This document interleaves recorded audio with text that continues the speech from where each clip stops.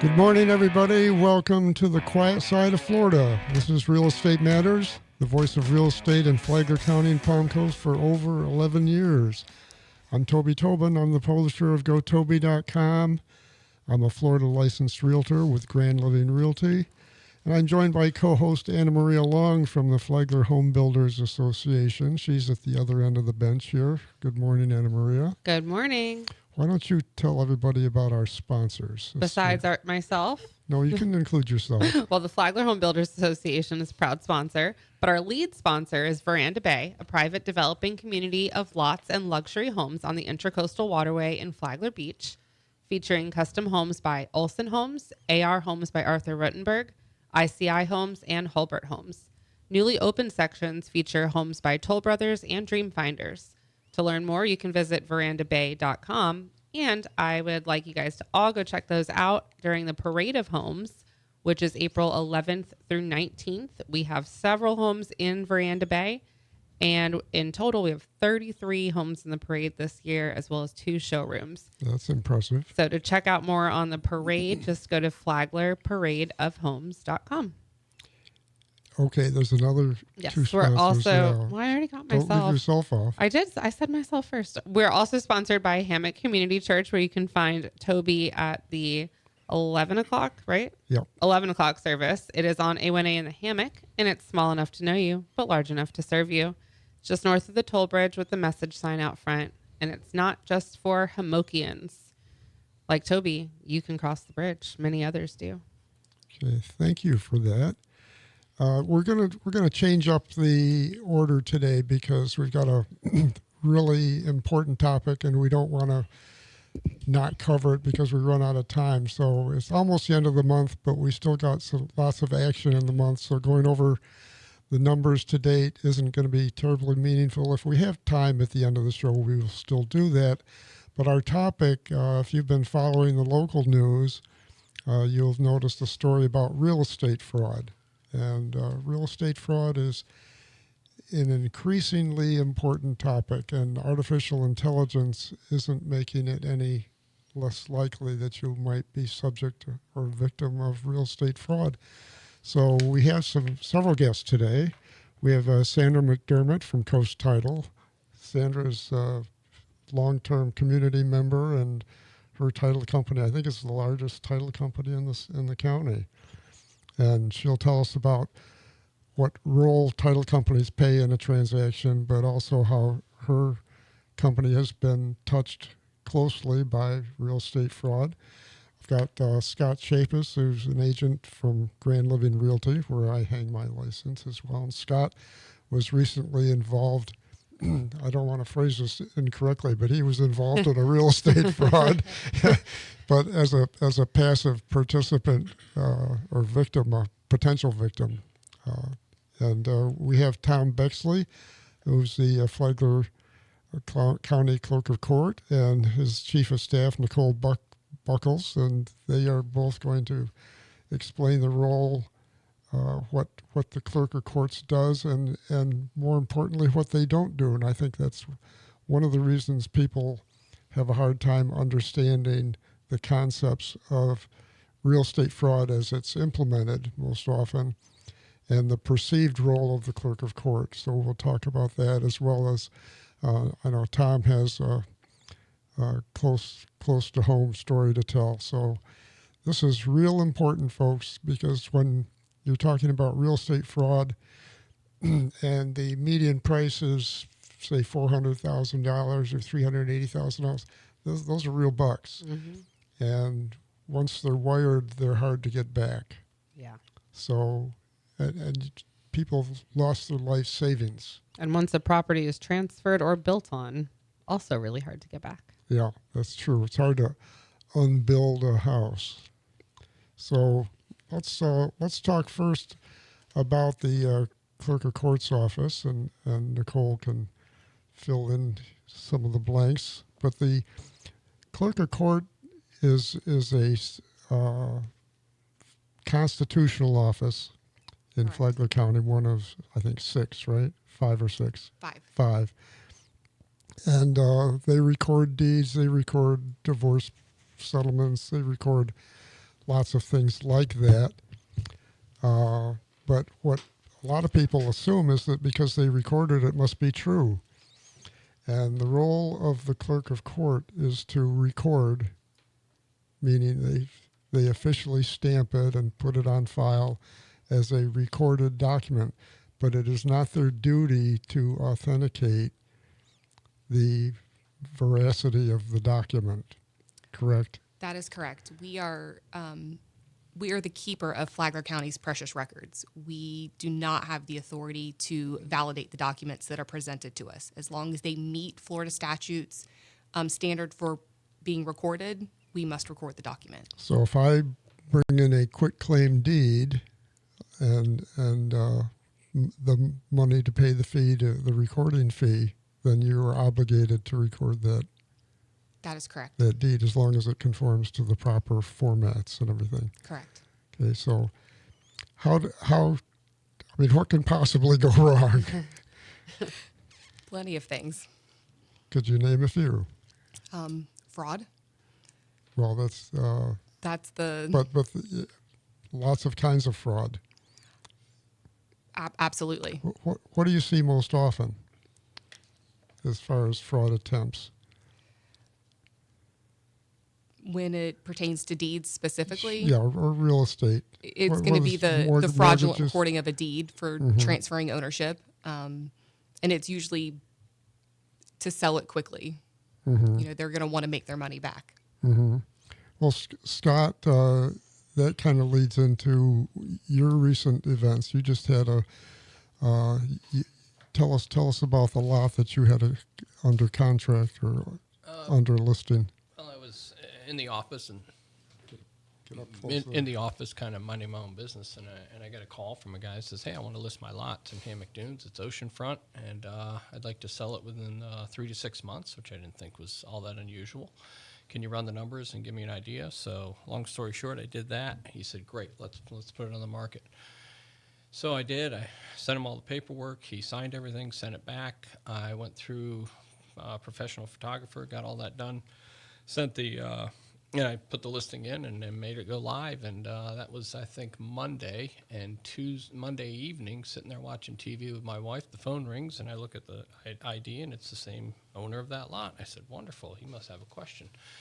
And as soon as I answered, I knew it wasn't the voice that I talked to before. So red flags went up, and I knew right away I had been caught up on this whole thing. So fortunately, it stopped there. I took it off the market. We withdrew it from the market immediately.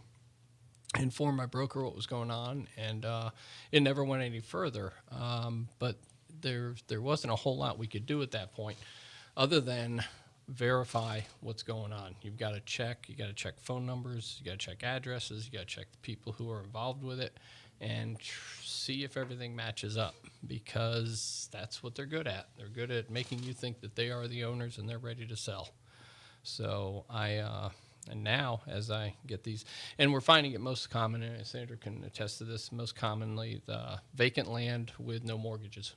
Yes. Those are the easy ones for them to go at, and high end. I own a piece of land over in Citrus, but it's not worth much, so nobody's bothering with me on that one. Well, if you're going Well, to maybe don't tell everyone. But if you're going to commit a fraud and steal some money, it's a lot better to steal $1 million Yep. than to steal 10,000. Yep. We've also seen it be more common with owners who don't live here. Yep. If they've got Absolutely. a Jersey or New York, Yep. Pennsylvania address, But this because is they're not checking on it. This is the third one I've gone through. It's the furthest that got down the line, too. Unfortunately, the people in Hammock Dunes, they should have checked further, because I got right through the gate with no questions asked. The last time this happened, that's where we got caught up. I was meeting the photographer, and the guy at the gate says, "Hey, let me call the owner, make sure this is okay." And the owner says, "I'm not selling my land." Oh. And so, once again, red Good flags. for that but- gatekeeper. Yeah, but we called the sheriff to come out and deal with it at that point, and I had gotten an ID from the guy, and everything was correct except the picture and the birthday. Mm-hmm. Everything else was correct on that guy's ID. But it wasn't the real owner. So, Yeah. But that's all you can do. Just so agents know. I mean, verify, double check. Make sure you're doing the right thing, because it creates a huge mess. So if you were piece of property that might be subject to something like that, what would you advise that person to do? I think maybe Nicole, you should answer this one because it really Yeah. comes right out of your office. Yep. It does. I would say go to our website, flaglerclerk.gov, and register for our property recording notifications. It will notify you anytime anything is recorded on your property, whether it's an NOC, a deed, a mortgage, a satisfaction. You're going to get an email with a link to the document, and you can either say, yep, I'm putting a roof on my house, that NOC is valid, or hey, there's a deed, I didn't sell my property, and then you immediately reach out to our office and we will help you get in contact with the people to rectify that situation. All right, so take it one step further. Suppose I own a piece of land that's free and clear and someone goes to borrow against it. Am I notified through your office because there's been a request to record a lien on it? Absolutely. And then if you guys call me and I say, oh no, I didn't do anything with finances on that, then you don't record and therefore the loan won't go through. It would already be recorded for you to get the notification. We can't stop the recording of a document. What we can do is get you in contact with the right people and agencies to get that a stay or a hold put on it and then get the situation resolved. Okay. Unfortunately, everything we can do is after the fact, Right. but the faster you take action, the faster the problem can get solved. Okay. Yeah, and if you're trying to chase money to get money back, that time is of the essence Yeah, there absolutely. as well. It is. And it gives less time for the person committing said fraud to hide. Yep. Our latest tagline is fraud can't hide when you're notified. The faster you know and the faster you take action, the better. Okay. Susan, we talked about what, of course, we know what a real estate agent does. Everybody knows what a real estate agent does. And we talked about what the clerk of court is responsible for doing. What is the role of a title company to begin with, so people understand? A title company has several roles. One is, obviously, we handle the escrow end. We take deposits on sales contracts. We can handle everything from when a contract is negotiated and signed by the sellers and buyers. Then we do title work, hold the escrow funds, take it all the way through closing, and then we record deeds, mortgages, whatever the transaction calls for. So again, we get asked that question frequently. We cannot do any negotiations. We cannot interpret contracts. But after they're negotiated, signed, then we take over to the closing table. Okay, Sandra, do you have any recent cases of attempts of people to commit a fraud that affected your office? Absolutely. How much time do we have here? In fact, I visited with Scott before today to find out the nature of his fraud attempt from his customer. But what I can tell you is realtors may not want to hear this, but when we need to vet sellers and buyers is prior to it coming to the title company. Because by this time, time has been wasted. You probably have a fraudulently signed sales contract in your possession, so the fraud has happened at some level already. Then when the properties come to the title companies to do our research, yes, there is definitely a due diligence phase. It used to be, like Anna Maria pointed out, it was out-of-town folks. Mm-hmm. The fraudsters are ruthless now. Just about 2 weeks ago, I had a frantic sales agent come into my office because she just realized a property that had gone under contract to be sold was also listed by another sales associate at another office at the same time. So the fraudster was working both of them. And I said, well, gee, do you have a phone number for the party you've been talking to? And literally in about 2 minutes flat, speaking to the seller on the phone, I could pick up that it was a fraudster. Agents, hey, they want to get listings, they want to make sales, but really there is an opportunity to do your due diligence ahead of time. Simply asking for not just a driver's license, because those can be made in 5 minutes, but asking for 2 forms of identification. Ask them for a copy of the deed. We all know those are easily attainable, but not necessarily a fraudster. They're not expecting you to rapid fire questions at them. In fact, ask them for a paid tax bill. Never is a fraudster going to have paid proof of that. tax bill, yeah. Okay? So, from a title perspective, we have multiple layers of security that we implement. Now we're sending letters to the last known address for all property owners just Okay. to see if they have, in fact, Okay, listed their property. Hold that thought because we're going to come right back to you, but we have to take a quick break. We'll be right back, folks. Don't go away.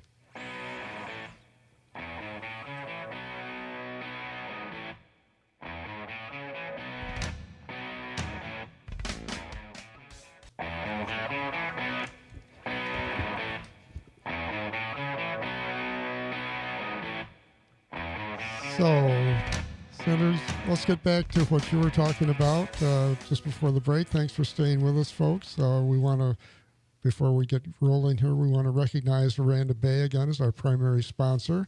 To learn more about them, just simply go to verandabay.com. Go ahead. Why don't you pick up where you were just before the break? Will do. Thank you, Toby. As Scott and I were chatting a few minutes ago, predominantly the fraud that we are seeing, it is true. It's vacant properties. Fraudsters are looking to see if the property is encumbered by any mortgages. But for show and tell purposes, I brought this sales contract that I just received in February. I was contacted initially through my website, kind of a cryptic message almost. And the message said that I'll be following up with a cashier's check and a copy of the contract, and I do want to have a very quick closing. Well, lo and behold, the contract did show up, a cashier's check in the amount of $92,061. I have it here in my hands. It looks official.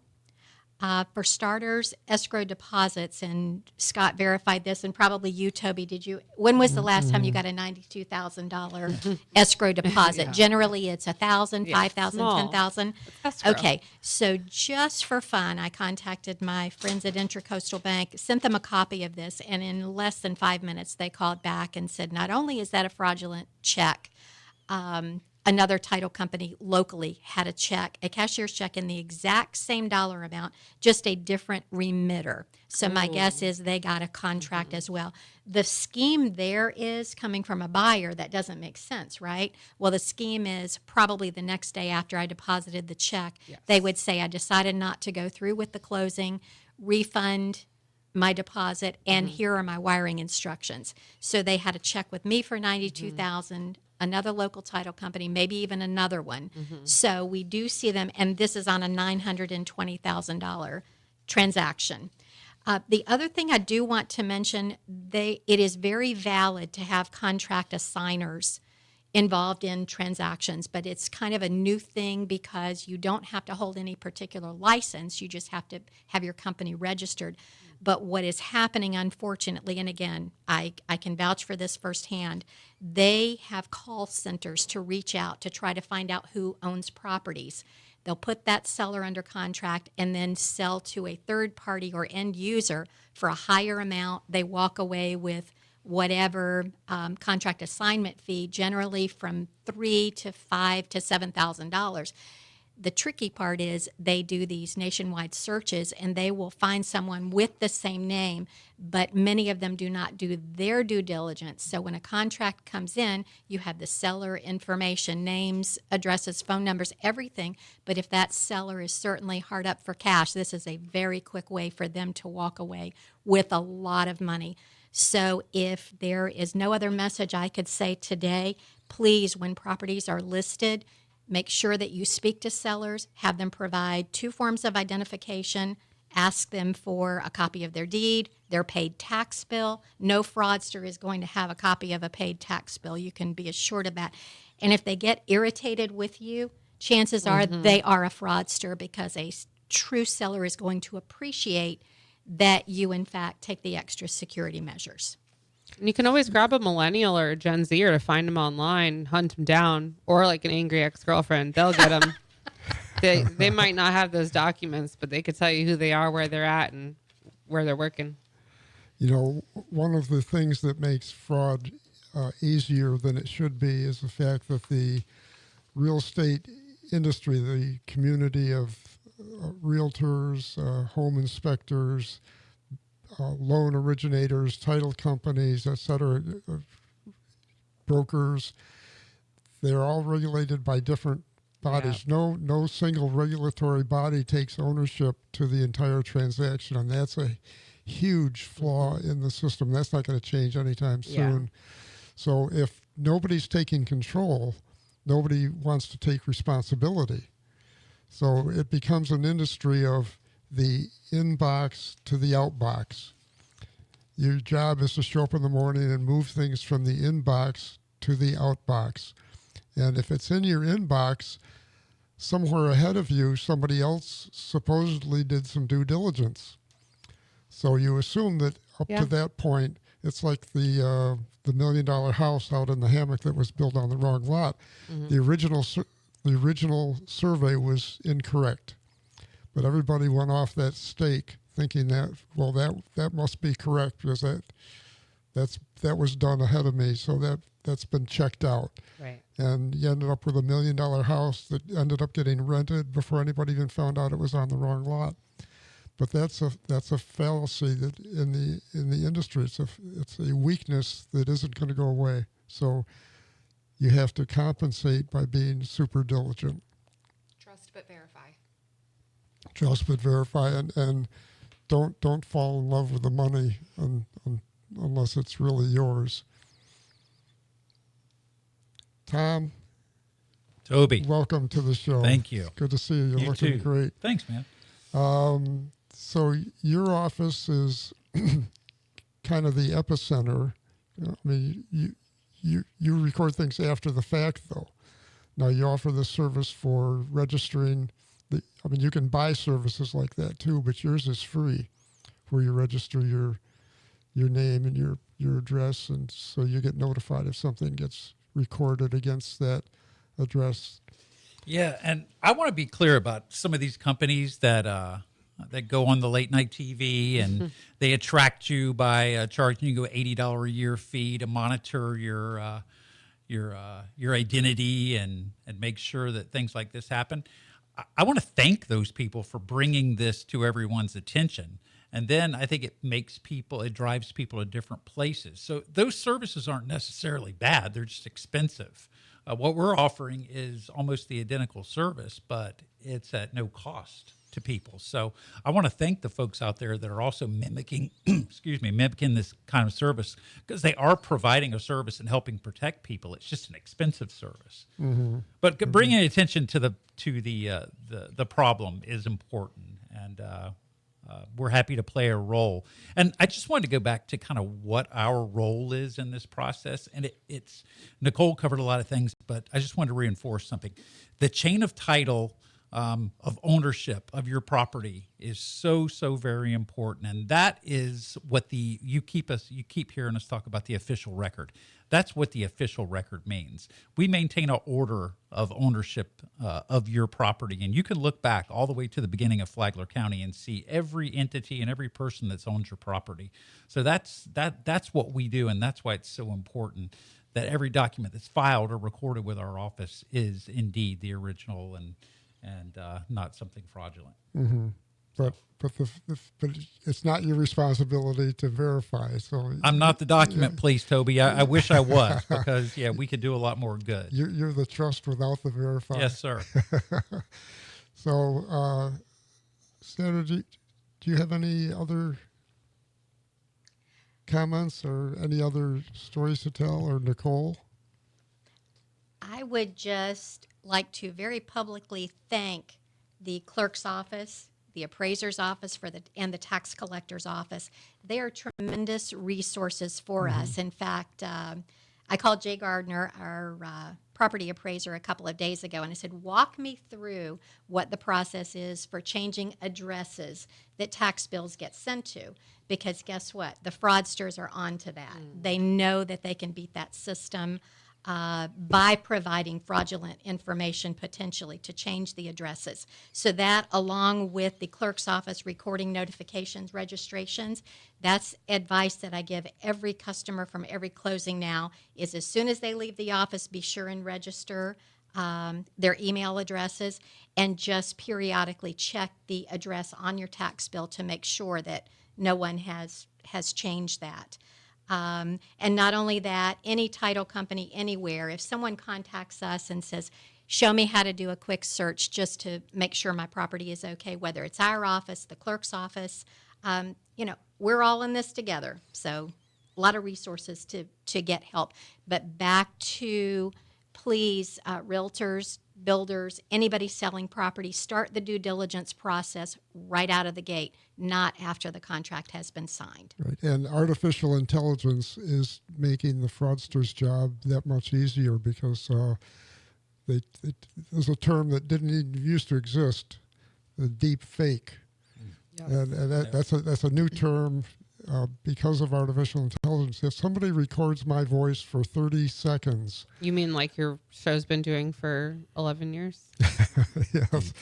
But if they had a recording of my voice for just 30 seconds, they could recreate my voice saying anything.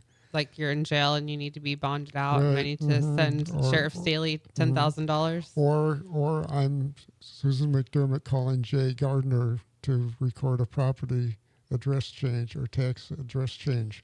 Her voice would, Yeah. I mean, he wouldn't question her because he recognizes her voice. So you have to really be careful. Well, thank you all for being here. This is a super important topic. We skipped the statistics. We'll But you get you can next catch week. them in the show notes. Yeah, that's right. Why don't you wrap I it up will. and tell folks all about that? Video podcasts of Real Estate Matters are available on gotoby.com. Click on podcasts on the top navigation bar.